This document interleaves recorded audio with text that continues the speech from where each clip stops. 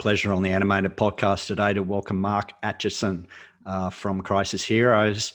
And Mark, I know only a little bit about Crisis Heroes, so I'm really interested to talk to you. What I do know is that this network that you've built, this platform that you've created with your partners has exploded in Sydney in recent weeks because of the lockdown that we're experiencing here in Sydney and the great needs that people have, and also the great willingness that people have to be connected to people with need and to provide a helping hand. So first of all, thank you for what you are doing and have done to connect people together in Sydney. And I'm really interested to know more about it personally, and I'm sure our listeners will be too. Mark, first of all, why don't you tell us a little bit about yourself, where you live, what you do, and then we can get into Crisis Heroes. Well, Ian, thanks so much for having me and for taking an interest in Crisis Heroes. A little bit about me. I'm 29 years old. I'm in the beautiful state of Tasmania, where, touch wood, we've been shielded by these lockdowns. And yeah, I'm in marketing and communications, and in long story short, this time last year, Crisis Heroes reached its peak as myself and the other two co-founders are in Melbourne, really pushing this hard. And through lockdown, we saw the kindness of so many people, and life got in the way. We thought Crisis Heroes did its thing. We thought we wouldn't be having this conversation about lockdowns in Australia. Wishful thinking, hey?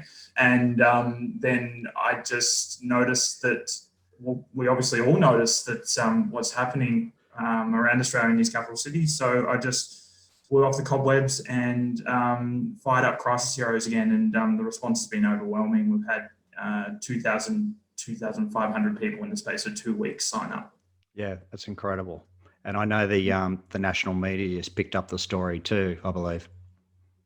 Yeah, so we've had little bites as well, and anything like that. It's not self-promotion, it's promotion of Crisis Heroes to help others. So we're very fortunate with the likes of yourself, Ian, and media in general helping us out.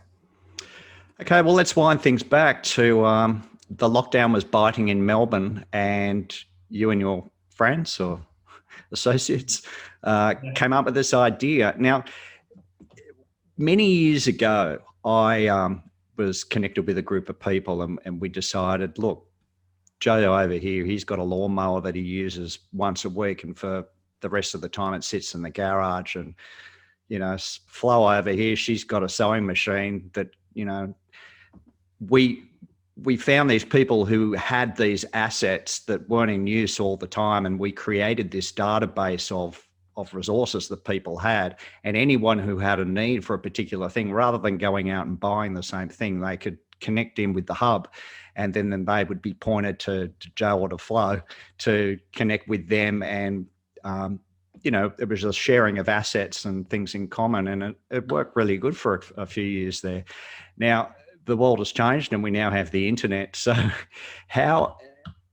where did this idea come from, and how does it actually work?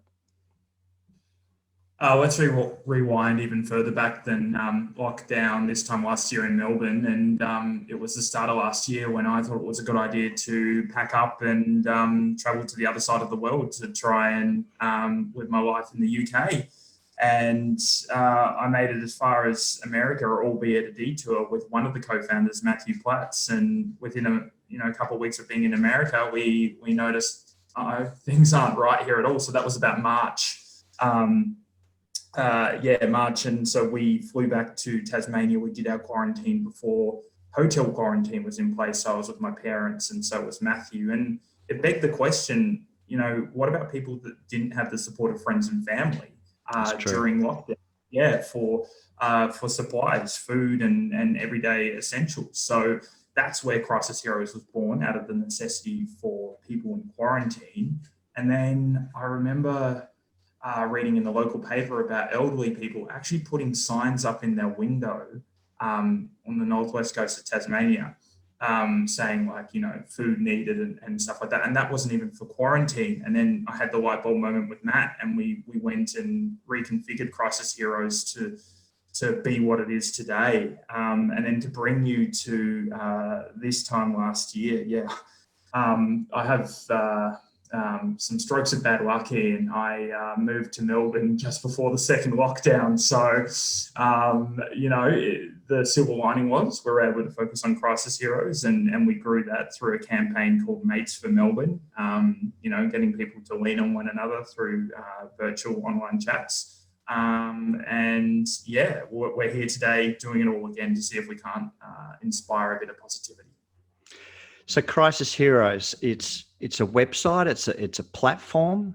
To what degree is it an organisation? Is there any kind of coordination with the whole thing, or is it just kind of happen? If someone wants to be a helpful person in their community during lockdown, or if someone needs help in a community during lockdown, how does Crisis Heroes facilitate that connection? Yeah, well, so it's an online platform, and importantly, it's actually a global platform. So we have people in the UK, America, or Africa, but we need to start small and focus in our own backyard. And should the time be there, then look globally. But anyone in Australia can use Crisis Heroes, and how it works is it's through geolocation services. So you tell, just like Google, where you are. Crisis Heroes knows you're in a certain area, and when you register on Crisis Heroes, you select a radius around yourself. So that could be 5 kilometers, 10, 50, and then anyone within that radius that either wants help or is looking to help others, you can see those requests there. So it's quite powerful in the scheme that you can kind of coordinate it to your backyard. The other important thing, which we get asked every now and again, is it's free.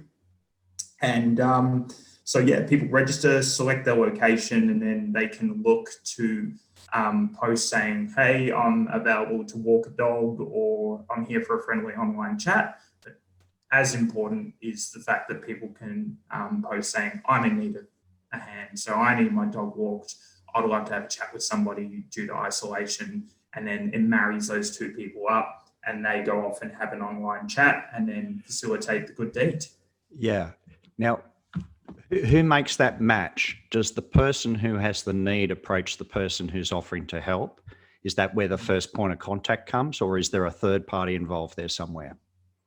There's no middleman. Crisis Heroes facilitates the onboarding. So when you register, and then because we don't have an app yet, Ian, and that's a future ambition of ours, because an app gives you automatic alerts, as you and I know.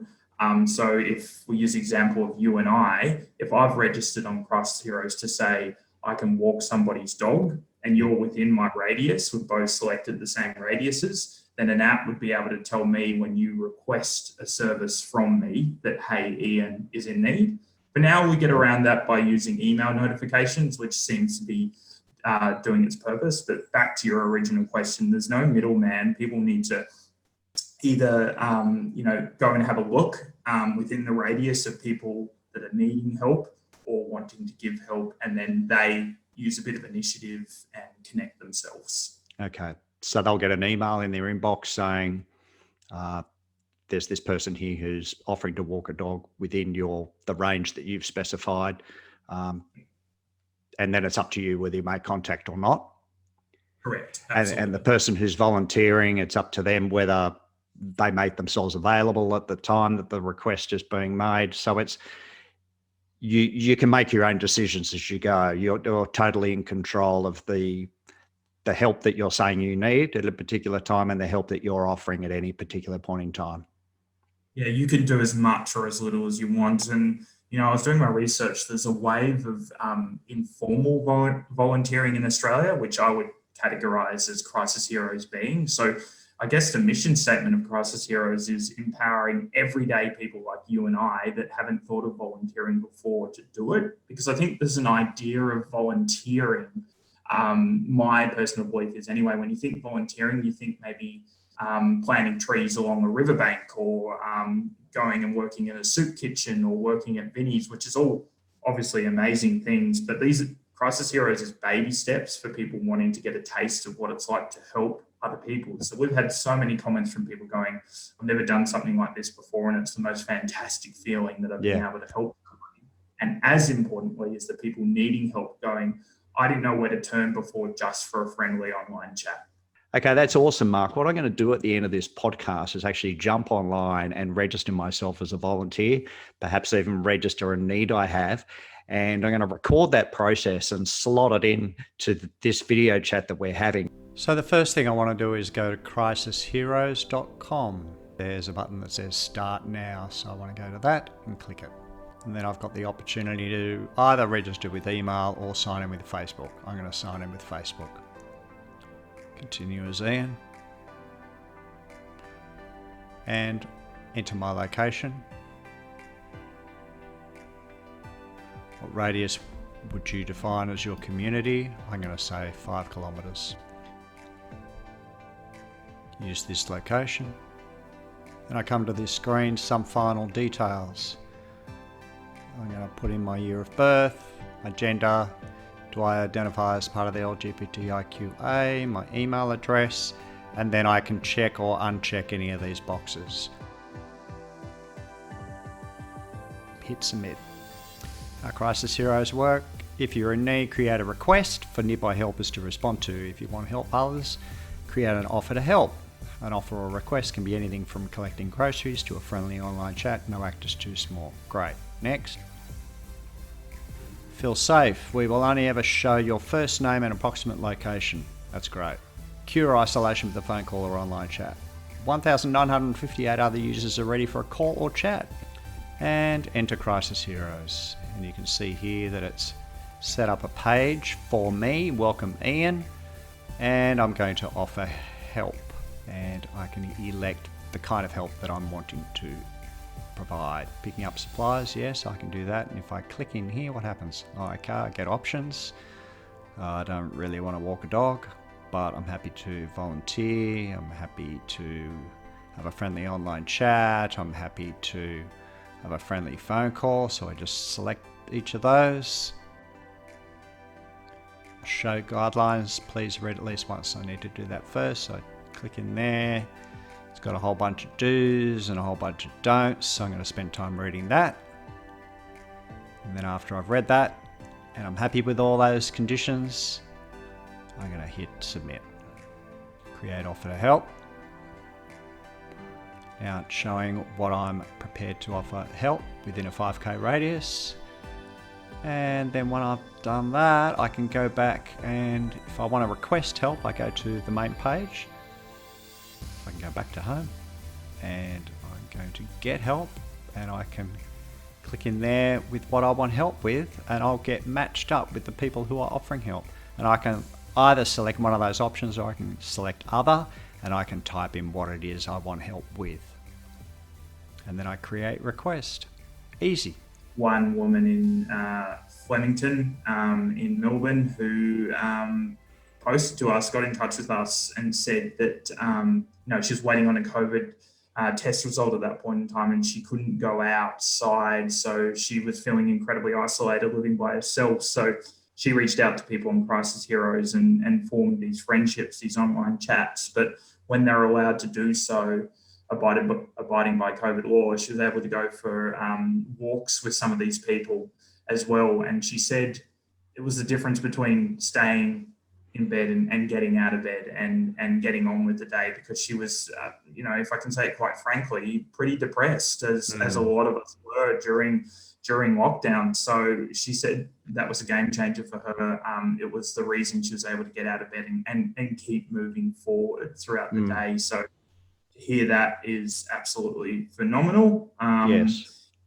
And another example coming out of Melbourne right now is a woman named Joan. Now, Joan has an incredible story. She's in her 70s and she traveled from Cyprus back in, I think, the 70s to immigrate here to Australia after, being involved in war and trying to find a missing husband who flew for the RAF. I kid you not, I did my research and this story was true. Anyway, Joan knows what it's like to have, to have felt the hardships of life. So she's used Crisis Heroes to give back. Now, she hasn't helped 1, 2, or 3 people. She's helped 6 or 7. And that includes taking people to GP appointments, walking their dogs, catching up for coffees, you name it, she's done it. And she references one woman in particular who, was again feeling isolated and lonely. And they have this in-person friendship now that makes all the difference to this woman that is helped by Joan. So you've got an example of somebody using the platform to get help, that woman I was speaking to just before, and empowering people like Joan in her 70s who might never have thought of volunteering before. So that, I believe, they're 2 classic examples of Crisis Heroes. Yeah, I think it's wonderful. And of the 2,000 plus people that have registered in the last couple of weeks, I'm sure there'll be some amazing stories coming out. It'd be wonderful if you had some facility, some mechanism to catch some of those stories. Do you have is there like a community forum or a public feedback or response that people can make so that you can read on some of that? Your mind is going exactly where ours is going, Ian, and that's something we're looking to develop because, we want to capture these stories.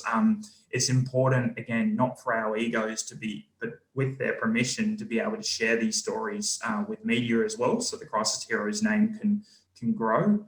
We're looking at ways of capturing those stories. One thing in particular that we're seeing from a feedback perspective is buy me a coffee. Now, Crisis Heroes is completely free and we've made next to no money from Crisis Heroes at all. Buy me a coffee means anyone using Crisis Heroes that feels like it's helped them can buy us a coffee, so $4. Yeah. And people have been doing that, which we're amazed by. And the comments coming through there are, one was just by seeing Crisis Heroes gives me faith and a positive outlook for humanity. So stuff like that, we're able to capture that feedback, but wanting to look at something where we can hear more of these good news stories. Yeah. I had Hugh Mackay on this podcast a couple of weeks ago. I don't know if you're familiar with Hugh, but people my age are, because he's been writing on social issues in Australia for over 30 years. And his most recent book, The Kindness Revolution, talks about the opportunity that has been afforded to us in this pandemic and in the lockdown to become a kinder people, to be a more caring nation. And he wasn't entirely sure that those values would be extracted as a result of, what took place in 2020. But then when things continued to bite again in 2021, and right now, as you would know, we're in an extended lockdown in Sydney, he's looking at that in a very positive way. And he says, maybe this will be enough pain for us to really connect with each other, to really understand how much we need each other and be available for each other. And he talks about things like, social distancing and wearing a mask and getting your vaccine, all as an opportunity for us to be more mindful of other people. What's your take on the whole pandemic? Because there's loads of negatives. There's health negatives. There's mental health issues. There's economic negatives. But you're really leaning into the positives in getting Crisis Heroes happening. Have you got any other kind of evaluation on the season that we're in Australia? Yeah, I do. There's 2 things that spring to mind. And I think before the pandemic, and I address the same things as you have as well, Ian. So the devastation that this has brought, the lives that have been lost. So I don't ignore those for a second. But I think we took life for granted before this pandemic. We really did. We're so insular and siloed into our own lives, the whole saying hi to your neighbor, things like that, looking up at people in the street because you're looking down at your phone. I think that was all vanishing and diminishing. So if there's a very big silver lining to come out of this, it's this sense of community that people have formed. I've seen on social media through a lot of Facebook groups, people doing this resource sharing as well with one another. Obviously, Crisis Heroes being a big factor in that as well. And the silver lining also is, in the first kind of lockdowns is for families in particular. And I'm sure there's a lot of parents out here that might kill me for saying this, but the ability for them to reconnect with their children and vice versa, in terms of just slowing down and being able to bring it back to, family and connection and friendship. So Yeah.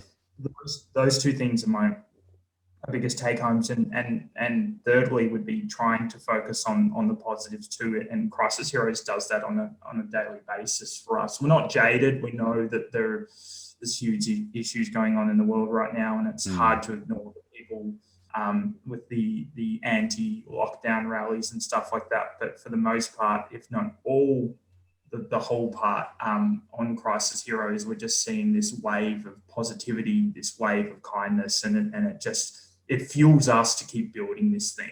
Yes. Oh, that's great. Yeah, I think it's just so good to repeat that message, because the media message, as media messages are 90% of the time, they come with a cloud and sensational darkness. So to have things that are positive and bring life and showcase kindness is wonderful. I heard of a story the other day of someone just letterboxing their street. Quite a simple thing, and just saying, hey, here's my number. I'm just creating a WhatsApp group for people in our street so that we can connect with each other and check in on each other. If you want to be a part of it, just text me and I'll add you to the group.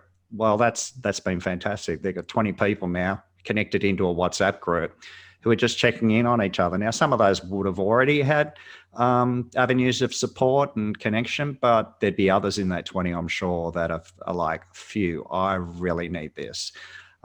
So yeah, I've found myself stopping in a socially distanced way and talking with people that otherwise I haven't done. And the other benefit, I think, of lockdown around, at least around my area at the moment, anyone you see, you're seeing a local person.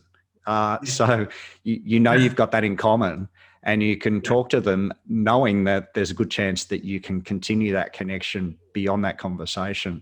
So there's a lot of preciousness about coming home, as it were.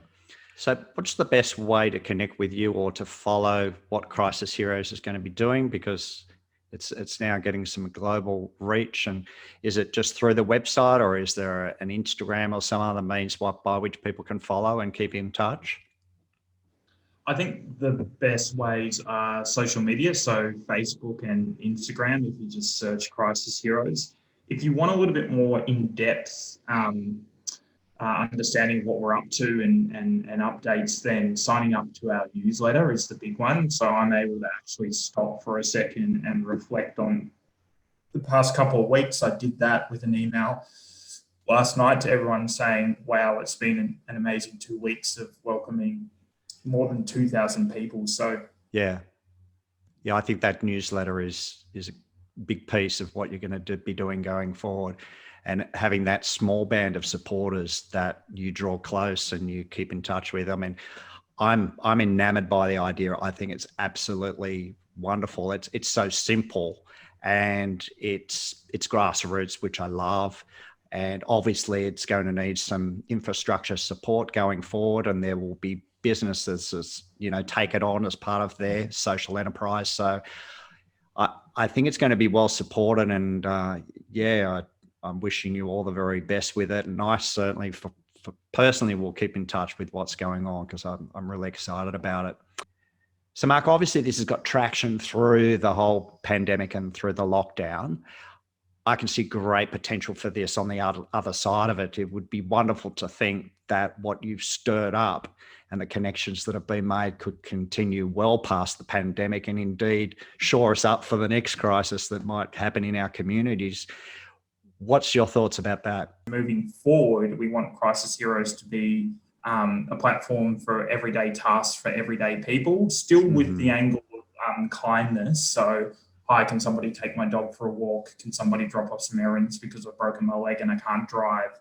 Things like that. So we're playing around with some ideas about how we move in that direction, but also set up online relief groups as well. So I want to make mention of the Dunalley fires that happened here in Tasmania, probably even a decade ago, that ravaged the South Coast community. Now, there was a particular woman here named Mel Irons who used Facebook and the Mm. Facebook groups to get everybody together and then to start resource sharing. Mm-hmm. And I can't stop thinking about that idea, but in a Crisis Heroes version where it's not a matter of if, unfortunately, but when there's a flood or a fire or something in Australia, that we can't activate Crisis Heroes on the ground in a virtual sense to let everybody resource share. Because with Dunalley, they were turning away people. They were turning away people that wanted to help. So if there is this one mechanism or avenue where people can be funneled through, and for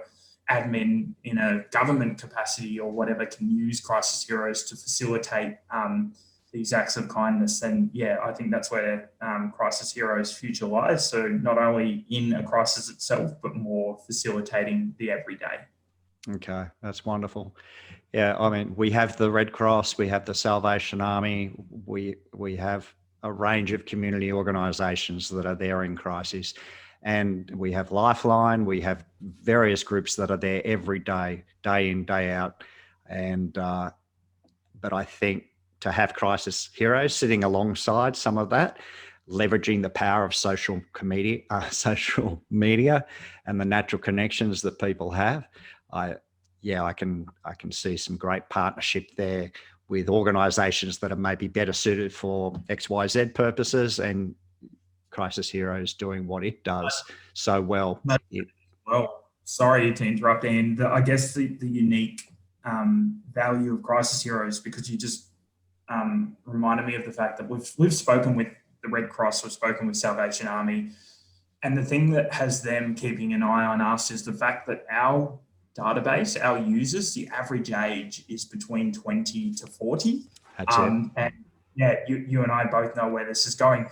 For a lot of these other organisations that have been around for 100 years, the volunteers they carry with them are over the age of 50. Now, to say that we have 7,000 users around Australia, and that's growing by hundreds every day, and most of them are young people, there's some synergy here. We need to sit down and have these talks about how we work together, because without going on too much of a rant, there is thousands, tens of thousands, even hundreds of thousands of charities and NFPs in Australia, and they all have their place and purpose, but we've got to work smarter, and we've got to come together. So, it's thanks for helping me, remind myself about an important point that, we want to work more closely with these bigger organizations to say, here you go, here's 1,000 people in ages 20 to 40. Let's work together to see how we can't roll these people out to continue being volunteers into the future. Mm-hmm. Mm. And we know that this whole season has taken a huge toll on mental health, and a lot of people have been in a lot of strife just personally and just in their headspace. So to be doing what you're doing to counterbalance that and to provide something that's going to be positive for many years to come, I think is awesome. Is there any other things that we need to know about Crisis Heroes before we finish up today, Mark? Yeah, you raise another point about the mental health of Australians, and it's a big shout out to Living Works Australia, who provide suicide first aid training to people like you and I.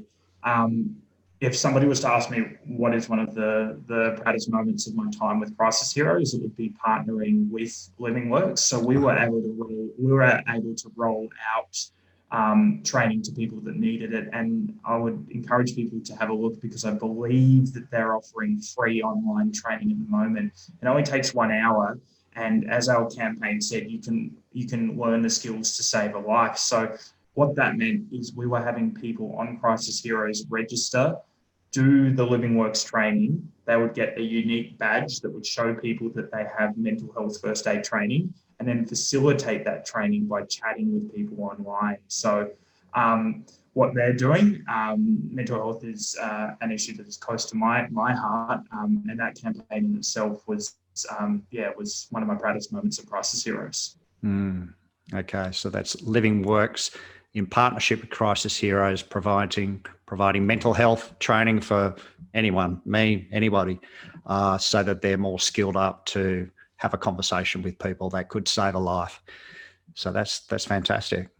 Look, Mark, it's been an absolute pleasure talking with you, and I'm sure people have been really interested to find out more about Crisis Heroes And if you're someone who is in need or you're offering to help in a practical way, maybe it's just giving someone a phone call. You're going to call somebody a couple of times a week just to check in. That's what you're offering to do. Maybe you can walk a dog. Maybe you can buy some shopping supplies. And maybe you need help. And if you're listening to this and you're feeling a bit stuck or a bit lonely or isolated and needing some support, you can get onto the Crisis Heroes website and you can start making connections today and join those 2,500 that have joined in the last couple of weeks. Mark, thanks again and all the very best to you. And I, for one, would like to keep in touch with you. Thank you. Ian, I'd love that. Thank you so much for your time and your interest. Appreciate it.